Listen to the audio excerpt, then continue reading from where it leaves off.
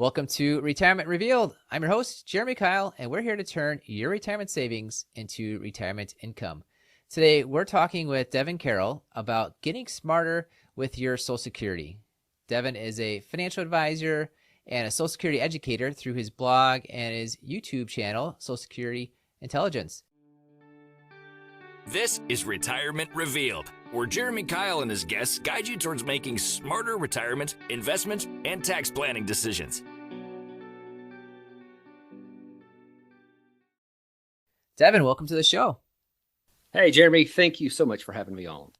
Yeah, glad to have you on. We're from the upper Midwest. I don't think you call yourselves the Midwest, even though you're from the southern Midwestern part of the U.S. Where are you coming from? We're in Texas currently, the northeast corner, right at the border of Arkansas and Texas. Yeah. If you can hear that in my voice. I could. By the time we're done talking, I might be sounding like you. I just naturally pick that up sometimes accidentally. So that's you might have an inclination to put your boots on by the time we're finished, right? There you go. That's perfect. I like it. Good. Well, you've been a Social Security educator for years. How'd you get into that? Oh, well, that story goes way back to 2012. And, it's a story I haven't actually told that often, but if you want to hear it, let's tell it. I'd love to hear it. Yeah. Okay.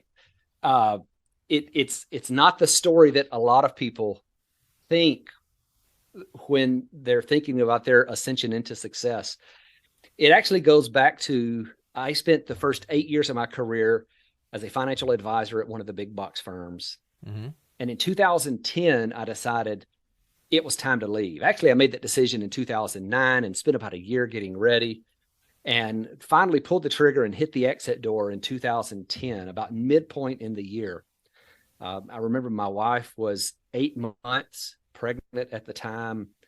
And for whatever reason, I thought that would be good timing for me to leave. And so I left and spent about the next year trying to transition this business over with the clients that wanted to follow me. I was covered by a no compete contract, so I couldn't do much. It was just kind of a nasty situation. Mm-hmm. What ended up turning out is the transition didn't go quite like I'd hoped it would, right? Okay. I wasn't the guy out there willing to push right up against the line. And as a result, I was sitting there, and the truth is I just didn't have quite enough clients to sustain a business. And I was looking for answers. So if you fast forward about a year, during that year, I'd done everything, right? I'd spent money that I didn't have on radio spots and newspaper ads, on doing mail outs, the whole gamut of things that you hear about people doing for marketing. And yet none of it was really working. And so I finally hit the point where I knew that, okay, this is not going to happen. I'm going to have to find another job, a real job that actually pays me so I can keep some money coming in to feed the family. And it was at a lunch that I had with now the co-host of the Big Picture Retirement podcast, John Ross. We've been friends for many years, and we were eating lunch that day, and he had just returned from a conference. And at this conference, he had heard a speaker talk on Social Security benefits. And so he said, man, this guy was talking about all kinds of stuff like file and suspend, restricting the scope of an application. Now, this was 2011 or maybe 12 at that point. There weren't too many people talking about it. I know for a fact I wasn't talking about it because I'd never heard of this stuff, right? I'm thinking, man, I allegedly have been helping people with retirement planning now for nearly a decade. I don't have a clue what he's talking about. So I need to figure this out. I need to see what's going on here. And there was something about it once I cracked that door open that the Social Security hook just got in deep. Part of it was I knew it was a lifeline for the practice. I knew that was going to be my ticket to be able to stay in business because it was going to open some doors and let me talk to people, let me get to know people and to get me in front of those people. And that's exactly what it did. I didn't think it would get to the point where it is now, where we have the YouTube channel and the blog and all of that. But I suppose I underestimated the appetite that was actually out there for good advice and knowledge about Social Security. Well, that's appreciate you sharing that, especially how you were trying to just get more intelligent about Social Security itself. Probably why you call it the Social Security Intelligence blog and podcast. It's just let's get smarter about Social Security, and it's going to take a lot of effort and time to do that. And of course, you are giving that intelligence out to others for free. I mean, the YouTube channel, the blog, the podcast, everything's out there for free. We'll have links to it all. And so here's what we're going to do today. We're just going to get everybody that's listening, we're going to get you smarter about Social Security. And that's why I brought Devin on the show. He's been doing this for years, like he mentioned. And even though I talk a lot about Social Security, let's just hear it from somebody else as well. And before we get into how do you get smarter with Social Security, what do you do with Social Security, I'm just going to ask you, Devin, your opinion. Is Social Security going to be there? Well, it depends on the demographic that we're talking about, right? I certainly think that there's a portion of the population that the current program will be in place for them. My thought right now is that if you're 60 and over, and that's just kind of a shot in the dark, it may be 55 and over, but if you're nearing retirement, and certainly if you're in retirement, I don't think the program's going to change. But we do know the program is going to change for either everyone below that or maybe everyone, but I certainly think it's more likely to impact those who are younger. We're going to see some programmatic changes, no question about it. That's going to happen. The depth of those changes, we don't know yet. Well, it's interesting too, because people talk about Social Security as if it's never changed before. It has changed. Of course, the last time it's changed was 40 years ago, 1983, was really when they had the biggest changes, Right. and that are affecting people today. Although for the people that they made the changes for, it was for everyone that was, I believe, 39 and younger at the time, is how it worked out. So they made changes to people that were 35 years away from Social Security, 25 years away from Social Security, not to anyone that was any close. And of course, the last time it seemed like Social Security was being talked about changing was the 2008 elections, which now we're talking 15 years ago. And everyone thought it was crazy. Paul Ryan, who's from Wisconsin, he wants to change Social Security if you're 55 and younger. Well, now those people, the 55-year-olds are now 70. They're well into it. So Social Security has changed. A lot of people are concerned about it. My general advice is that it seems like 55 has been the cutoff for where politicians talk about if they'll change it or not. So if you could just get to 55 as soon as you can, that's probably your best bet in terms of planning for any changes with Social Security. Although I got a feeling you're maybe right on, where the closer we get, the more it will have to be somebody that's below 60 perhaps that needs to make a change. But who knows? That's all political speculation. The positive of us getting closer and closer to where Social Security has to change is they'll finally actually make a change to it on there. Yep. Right. Good. Jeremy, those last changes that were made in 1983, Right. they were literally made weeks before the trust fund would have been empty. Yes. I That's hope right they on. don't duplicate that again, right? I hope we don't get right up to the edge of the precipice before they make those next changes. Yeah. Now, historically, though, that's the way they've made changes. And we see a lot of people out there that's crowing about, don't cut Social Security. Well, we're either going to cut it by legislation or cut it by not having legislation. One of the two is going to happen, period. Yeah. The only other, someone's getting it cut, right? The only other thing that can happen is to increase taxes. And there's just not enough high income earners as we get closer to that edge for the extra tax revenue coming in off of them to keep the current system afloat. We can look at a lot of the Congressional Budget Office reports, and you can see that raising taxes alone just isn't going to do it now. Now, it would have several years ago, but now it's just, it's not going to happen. So, we've got to come up with a solution that is probably a combination of increasing the full retirement age and increasing the maximum taxable wage base. I think those two things will likely happen. Now, some of the other things that we're seeing talked about quite a bit is some sort of other means testing that could be added in.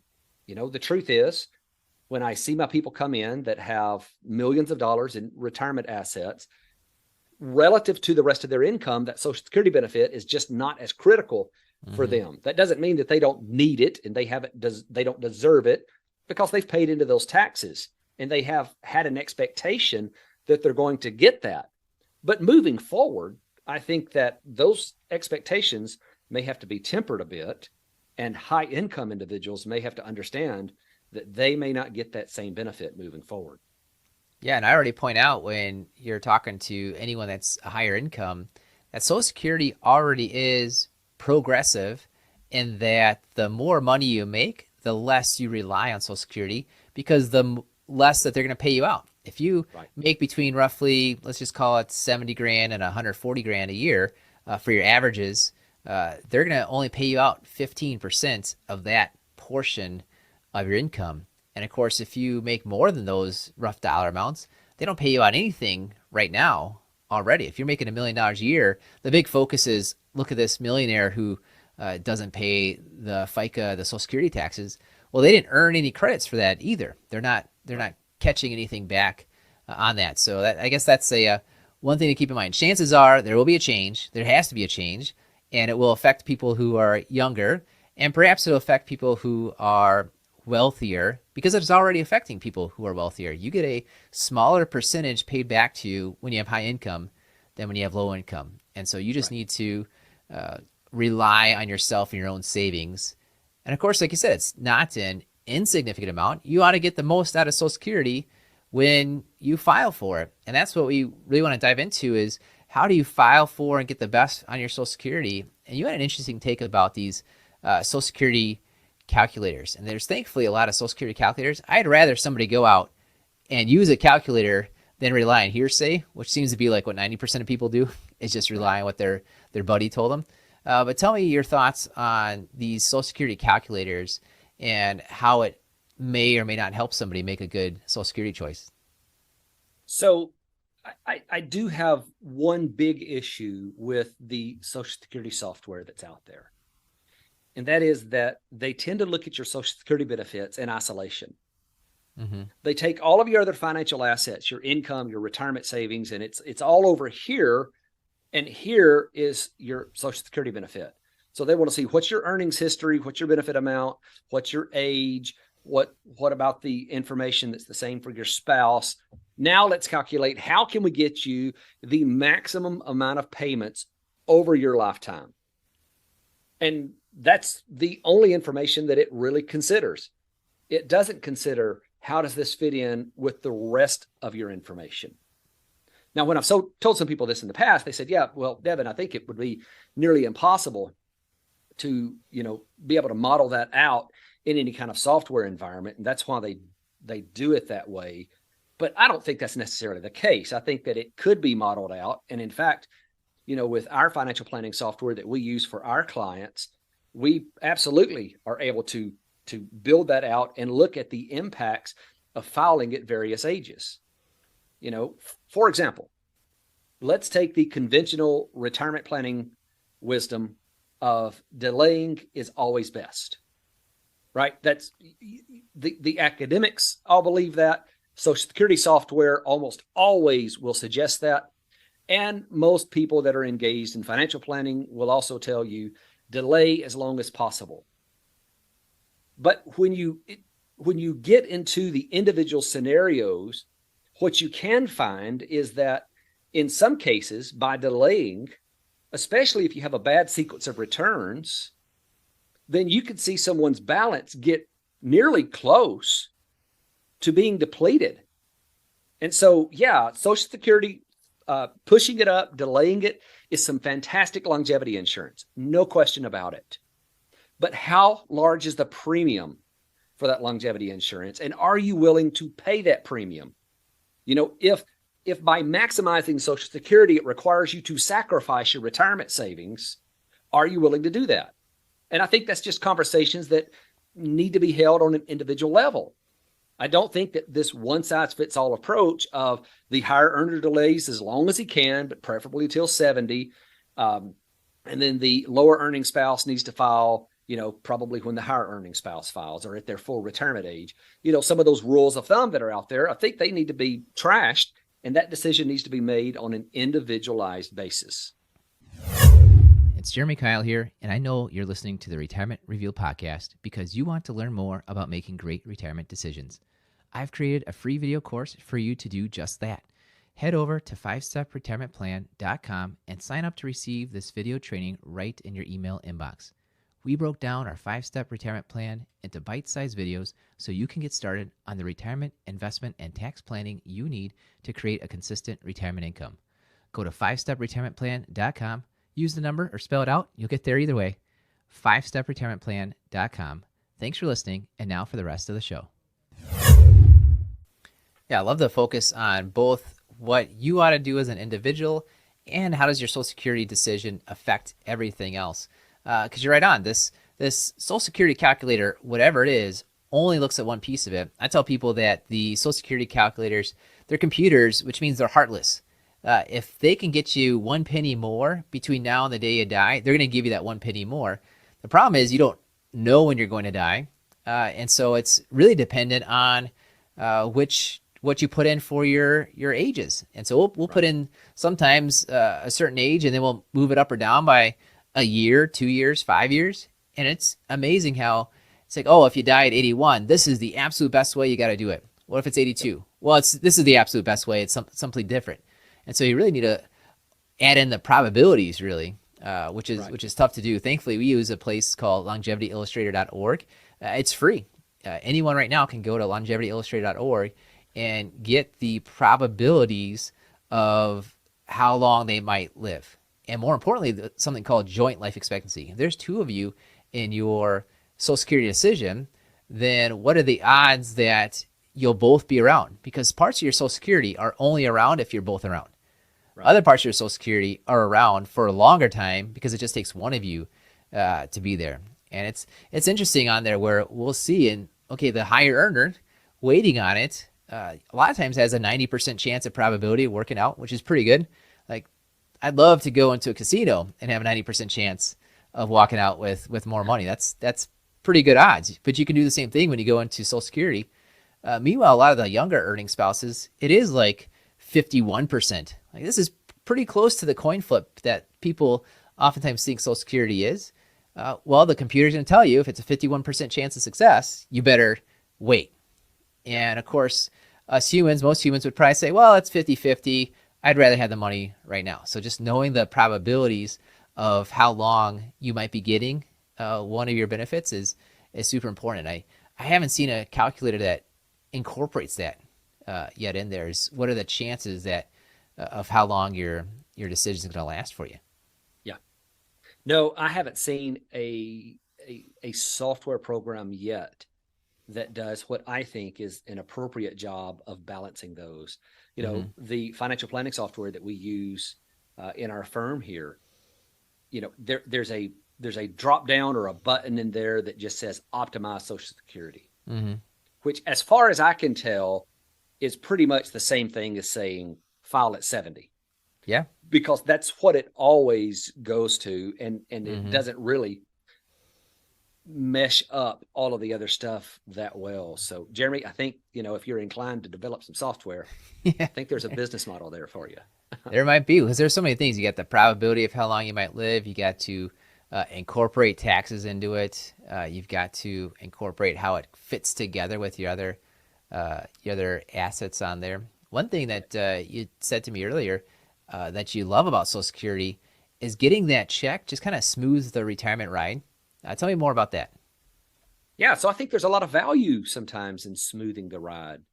You know, if you go back to the conversation we were having just a moment ago about filing at different ages, right? So if you file at 70, and the scenario that I ran was for someone that just has $1 million in their IRA, no other retirement savings.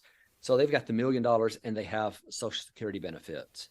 So if they're retiring at 62 and they're having to make the decision, okay, we're going to retire at 62, that decision is made.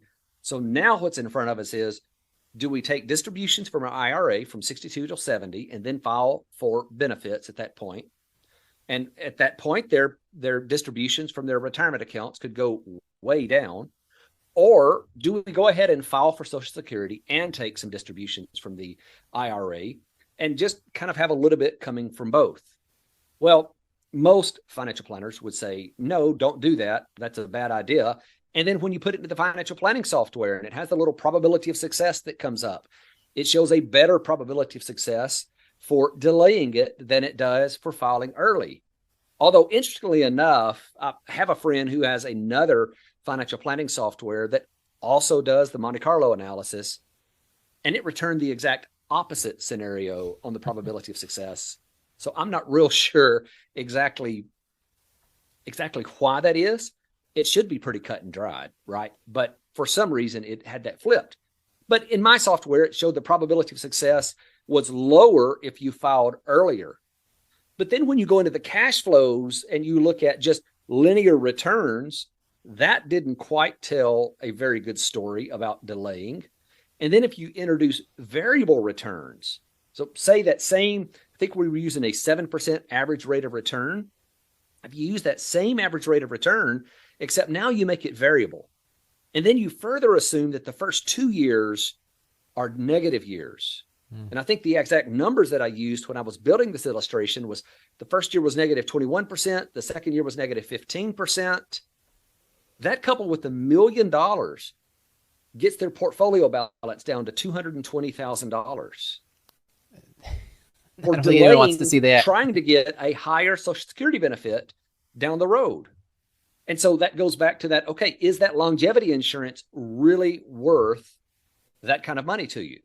Now, I can make the argument that, yes, it is, because down the road, you're going to be able to really trim down those distributions.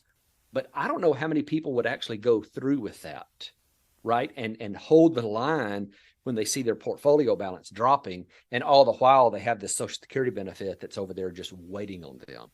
Mm-hmm. I don't think that behaviorally most people are programmed that way. So I think at least understanding those risks up front is really important. And I think that psychologically, having a smoother ride gives a better experience in retirement. Well, it's interesting too with psychologically, because it is it's a valid and one that mathematically does make a lot of sense, where why don't you wait a year? Let's just go with 1 year. Wait 1 year on Social Security and let it grow by 8%. Meanwhile, perhaps draw money out of the bank that up until 2022 was getting 0, and thankfully going into 2023 could be getting 3, 4, 5%, depending on how you have it invested in bank type accounts. But even then, why would you spend your 5% money when you have your 8% money keep on growing? Like, you're still better off waiting on Social Security at 8% and spending out of your bank at 5%. And I've gone through that with a lot of people, and they agree, and it makes sense. And you can afford to take money out of your bank account. And then I check it with them a month later and 6 months later and a year later, and they didn't. They skipped all their vacations for the year, and they just felt horrible, like they lost by taking money out of their bank accounts. That's one thing that I've been, as a math-oriented person and somebody who's gone through and said, hey, you can afford to take out 30 grand this year from your bank, because we know next year you'll get 32,000 out of your Social Security, and that's a better deal than just getting 30,000 from your Social Security this year. It's a mathematically better deal. It's going to work out for you 95% of the time. And then they just don't bother taking the money out. They just can't take the money out of the bank. So there's a huge amount of value. I'm still trying to figure out how do you assign a value to that. But I think you're pointing that out accurately, that there is a huge value to getting money every month and enjoying it. Yeah. Well, I tend to agree, and I've had a lot of those clients like that as well, where you lay out a plan, and maybe that plan is for them to delay, and then they call you a year later and they say, I just went ahead and filed. Mm-hmm. I know you're going to fuss at me. And, it's almost this apologetic approach that they're taking. And, well, it shouldn't be, right? It's their decision. We're here just to give them some guidance on making the most optimal decision. But I think it's real easy for us planners to forget that, finance is both emotional and what makes sense on paper. A good example of that is my house. So it does not make sense for me to pay my house off at all. Back, it was probably a couple of years ago, John, the co-host of the Big Picture Retirement Podcast, he actually called me one day and he said, hey, if you're thinking about refinancing your house, you need to call this lady at this bank, because we just got this rate. And I said, there's no way. I've never heard of someone refinancing a house for that. So I called, And sure enough, was able to lock it in. We refinanced our house for 1.85%. Oh my goodness. That's a ridiculously low rate. Mm-hmm. And yet my wife is adamant that we pay that off early. Mm-hmm.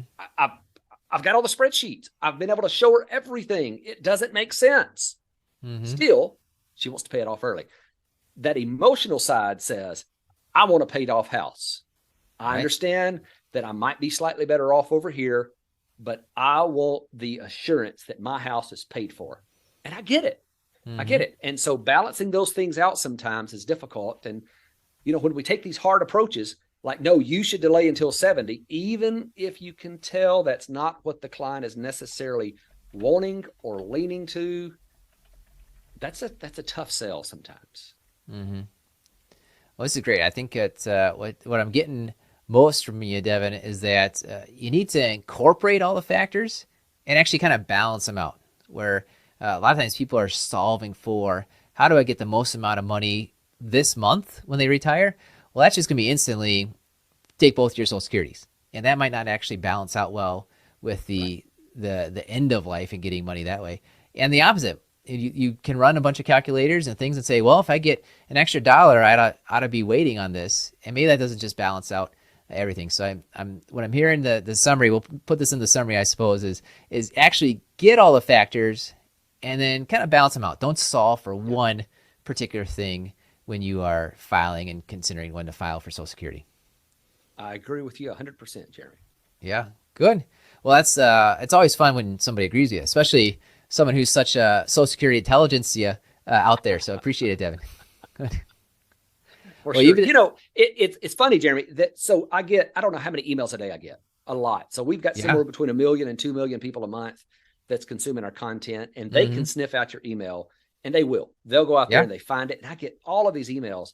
The vast majority of these emails are about choosing the right age to file. Yeah. I mean, that's the burning question that's on everyone's mind. And that's despite all of the reading, or all of the writing that's out there about it, right? All of the financial publications, you know, the Investopedias, the Nerd Wallets, the Bank Rates, all of those, you can read a plethora of articles that make the case for delaying filing. And yet they're reading that, and somehow it's not resonating with these people. And they're saying, but I think my situation may be different because of this. And so if, you know, financial advisors would lean into that a little bit more and say, wait a minute, I think what they're saying is not necessarily what, you know, they're not hearing it the way that we're delivering it. And so we've got to figure out, you know, emotionally, why doesn't this connect with them? And is there a better approach we can take to make them feel more comfortable in retirement? Well, that's exactly it. And you'll hear me say the tagline for a podcast, which is, if you know more about your money, you'll feel better about your money and you'll make better money decisions. Well, that's what you're doing, is you're helping people know more about their money when it comes to their Social Security. And what you said right there is they're going to feel better about that decision, which means it's a better decision because they've learned more and they know how it applies to them specifically. Yes.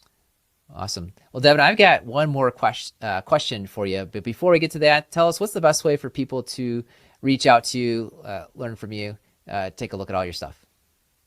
You know, so there's three main channels that I have. There's the Social Security Intelligence. That's the blog. That's what goes all the way back to right after I discovered Social Security. You know, I figured by writing it and teaching it, I could learn it twice, right? I could learn it once, and then I really had to know it to be able to put it into an article. And it was kind of my avenue for driving that information down deep. Then I started a YouTube channel, which was awful in the beginning, by the way. It was horrible. I was recording with an Android phone, and most of those videos are deleted now, so they're not on there anymore. But then the YouTube channel kind of picked up and grew. And then in addition, we have the Big Picture Retirement Podcast. That's with my co-host, John Ross, where we talk about a broader retirement planning conversation and not just Social Security benefits. So those are really the three areas where I can be found. Perfect. And we'll get all those in the show notes. And of course, if you'd like to learn more about the work we're doing here, just check us out. It's retirement-revealed.com. All right, Devin, final question. Tell us something about yourself that few people know about. And remember, this podcast is rated clean. Okay. Well, hey, this is this is clean. All right. I'll take it. Few people know. They think they think I'm this guy that really follows Social Security, so I must be pretty nerdy. And I guess I am when I'm at my office. But on my days off, there's a couple of things that I love to do. I look for any excuse I can to get on my tractor. Right? It doesn't matter what it is. My wife laughs at me because she's like, "It looks like a job for your tractor, doesn't it?" Yep, it is. But the other thing, when I can't find a job for my tractor, is I love barbecuing, right? And so some people call barbecuing maybe grilling a steak or something. That's not barbecuing.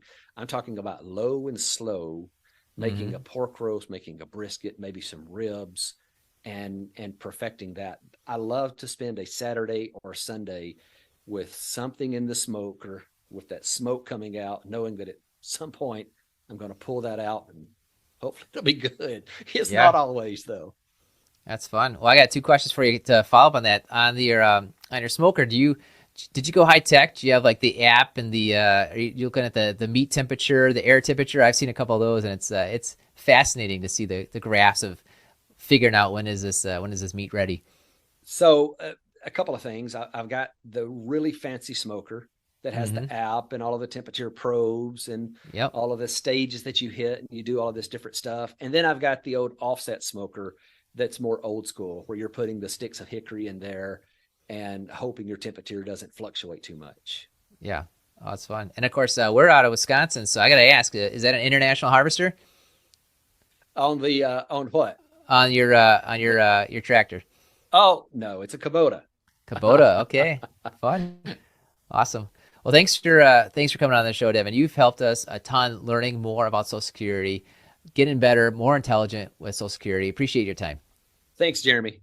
Yeah, thank you. And thank you for listening to the Retirement Revealed podcast. We believe if you know more about your money, you'll feel better about your money, and you'll make better money decisions. This was another great episode of the Retirement Revealed podcast. Click on the subscribe button below to automatically get our latest episodes. If you liked our show and want even more, please give us a rating and a review at Apple Podcasts, Spotify, or wherever you listen to your podcasts. We would love to hear from you. Please go to retirement-revealed.com to learn more and send us your questions and feedback.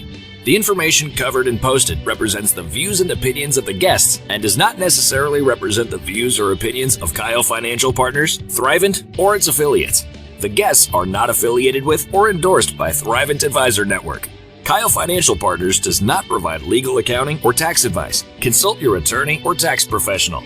Representatives have general knowledge of the Social Security tenets. For details on your situation, contact the Social Security Administration. Keil Financial Partners is part of the Thrivent Advisor Network, a registered investment advisor. The content has been made available for informational and educational purposes only. The content is not intended to be a substitute for professional investment advice. Always seek the advice of your financial advisor or other qualified financial service provider with any questions you may have with your investment planning.